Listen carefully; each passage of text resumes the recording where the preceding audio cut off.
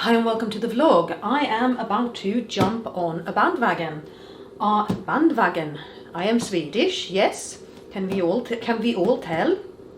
A bandwagon. I'm about to jump on a bandwagon. I just got a air fryer. I've been umming and ahhing about it for a very long time. It's not like my kitchen has loads of space, but my oven isn't great, and so I kind of wanted to try it. It's a 3.5 litre one, but I got no idea what that really means.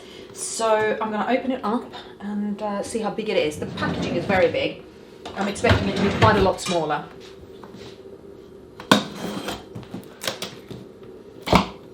I got it from work. If you don't know, I work at Aldi.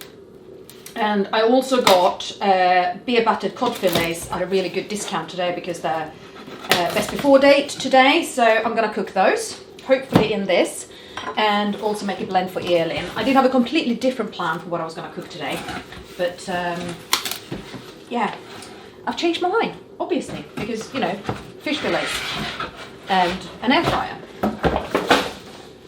Okay, this is funny. Elin's blender and the air fryer. They're almost the same size. Yeah, so this one's not very big. Okay. So that's how big the insert is. Got a little plate thingy. So I've got a bit of reading to do, and because of the size it is, I'm going to do the fish in here, but I'm still going to do part of what I planned before. I'd planned a sort of sheet pan bake with potatoes and vegetables and pigs in blankets, because I've got loads of pigs in blankets in the freezer from when I bought all of those at a really good discount just before Christmas.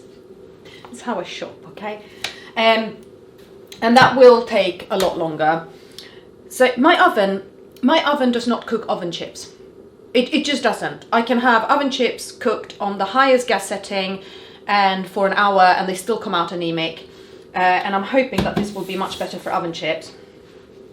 And in general, kind of making things that I would cook in the oven, make them a bit crisper. So I have a bunch of mini potatoes here that I have just painstakingly peeled because I'm insane. And I'm going to chuck them into my oven dish. I'm just getting the really tiny ones out first. And then put the others in half, because I don't want to wait forever and ever and ever and ever and ever for dinner. I'm hoping I'm going to make enough for dinner for me and for a blend for Elin. And because it's going to be fish in the blend, I don't want the blend to last for too many days, because I don't want to reheat it. I have a thing about reheating fish. I just don't like the smell. So hopefully I'm doing this right. I am obviously not following a recipe. Recipes, what are those? I've got an onion, a couple of carrots, broccoli florets, some red pepper, and cherry tomatoes. I'm going to drizzle some oil over, salt and pepper, mix it up really well, and then chuck it in the oven. Of these vegetables that I'm using, I bought the potatoes quite a while ago, so I did buy those full price, even though now they're at their use by date. But the tomatoes were discounted because of being close to the use by date, as was the broccoli. And then, yeah, the fish use by date was today, and it was actually reduced to 75% off, so I was quite pleased with that. The broccoli and the tomatoes were 30% off. All right. Gonna wash my hands. That is obviously going to take a lot longer to cook than the air fried fish is going to take. So I've actually not found anywhere online that tells me what to do with just chilled battered fish. Frozen battered fish, yeah, heat the air fryer to 190 degrees and cook it for 12 minutes, but I've not found fresh.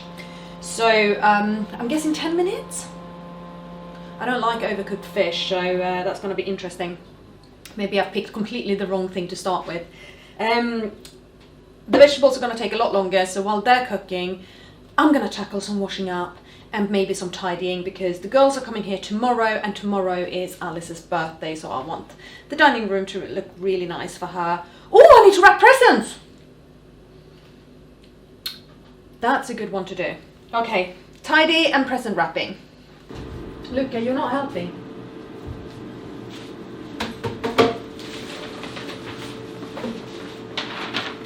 I was really gonna use these things, you know.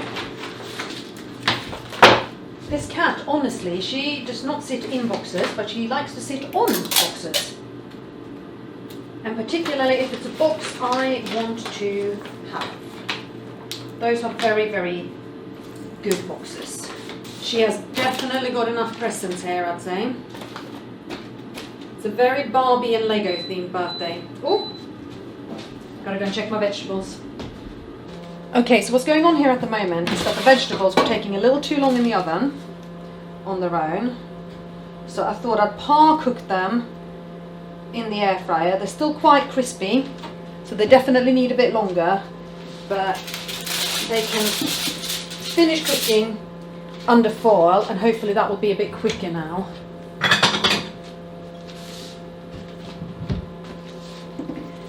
It is a small air fryer, so I did half at a time. I'm starting to get very, very hungry now, and I've got a very early start tomorrow morning, so I don't exactly want to be eating too late. And it's already 7 o'clock, so much later than I anticipated because I kind of started this a bit too late. Okay, so if I compare, I grab a potato. That's not cooked at all, the one that's been in the oven for ages. And the one from the air fryer, so it's been 15 minutes in the air fryer.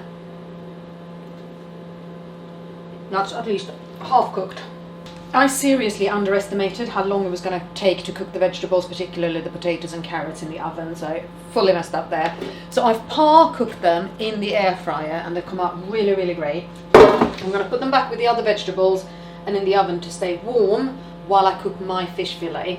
But what I'm also going to do is I'm going to put some of the vegetables in a pan and just boil them a little longer because they're going to be blended for Elin.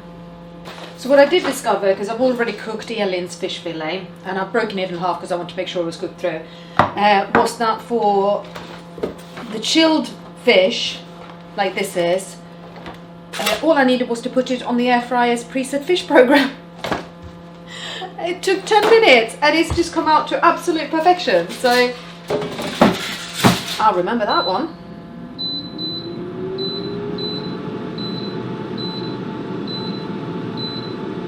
Fish on.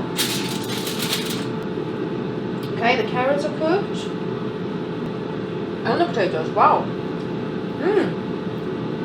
They need more salt. For me anyway. When blending, it takes quite a lot of fluid, so I very rarely do this kind of dry fried food for Elin. I tend to just make stews, but sometimes it's nice to have that roast flavour to it, so I'll just add extra fluid. We still haven't got any Tonic compact, there's still a national shortage for it. But Elin's dietitian has added an alternative brand to her prescription temporarily, although I haven't got any yet. So when I blend, I'm going to make sure to add a bit of sugar and a bit of oil just to boost the calorie. Yeah, just to boost the calories really. But yeah, I'm going to let these cook a little bit. I'm probably going to add the fish as well. Yes, it will make the batter go all soggy, but then, you know, it's going to be blended, so flavour of batter rather than crispiness of the batter is what matters here, right? Okay, that's mine ready, cooked to absolute perfection. This looks so good, seriously, so good.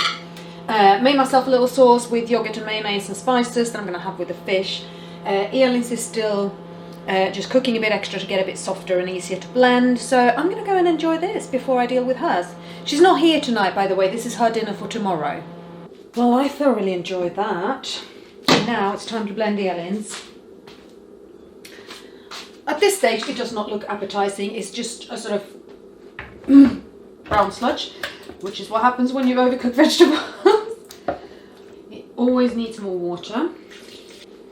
And as I mentioned, I was going to add some olive oil and a little bit of sugar just to boost the calories. So not so much sugar that it tastes sweet, just cupped hand, because this is a bit of extra. All right. And then you turn up the dial and wait for a moment until you get the 0 mark on the blender, turn it on, and then turn it up, and it gets really loud. That's now blended for just over a minute. I know it's completely smooth. I'm going to pour it into a Tupperware container, and because it's ridiculously cold outside, I'm just going to put it on the windowsill outside my dining room, or outside my kitchen, dining room, you know. The blender is super easy to clean as well, because I rinse it out, put in water, a bit of washing up liquid, and then just blend it for a bit again. About that much will do. And yes, it will clean the lid as well. Well, I can definitely see that being useful for quick and easy solo dinners when I'm on my own. I'm impressed. Maybe I should have gone for a larger one, but you know what? It'll do. It was fun to test. I will keep using it. It was much easier than I anticipated. I was actually a little bit apprehensive, wondering how easy/difficult it was going to be, but it's press a button, see what happens. And obviously, having gotten food for Elin as well, I'm super pleased with that, and all at a really good discount too. So yes, and yes, it is possible to blend fish and chips. And you don't even have to part cook it the way I did. I just prefer to do it, but you don't have to. You can blend it for longer, and it will blend anyway in a power blender. If you don't have a power blender, and that's probably why I'm in the habit of cooking things down to mush, is because for so long I didn't have a power blender, and I would have to sieve every single blend, and this meant that I lost less stuff with it. But yeah, Elin's gonna get roast potatoes and vegetables with beer buttered cod for her dinner tomorrow. Sure she'll enjoy it. Thanks for watching. See you again very soon. Bye.